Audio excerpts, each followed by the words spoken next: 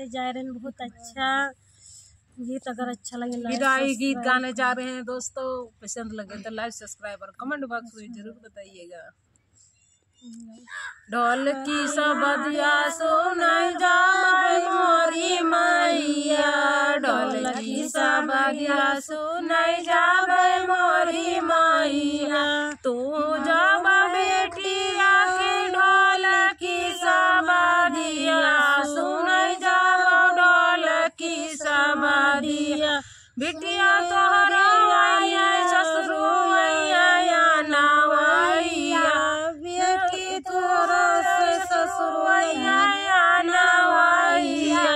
जाना बनाए घर समझायू मोरी मैया, जवना बनाए घर समझायू मोरी मैया।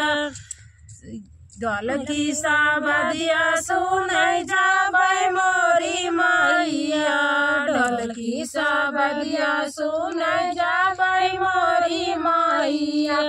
जौनो बेटी जब ढोल की सबदिया सुनाई ससुरु जटाऊ तुया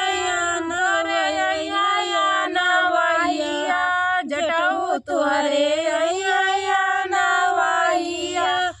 गेड़ुआ घुटाई घर समझायू मोरी मैया, गेड़ुआ घुटाई के समझायू मोरी मैया, गेड़ुआ घुटाई घर समझायू मोरी मैया।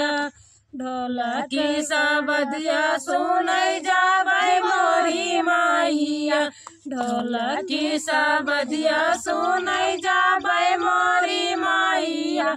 तोरा दौरा नवैया मोरी बेया, तोरा दौरा नवैया मोरी बेटिया।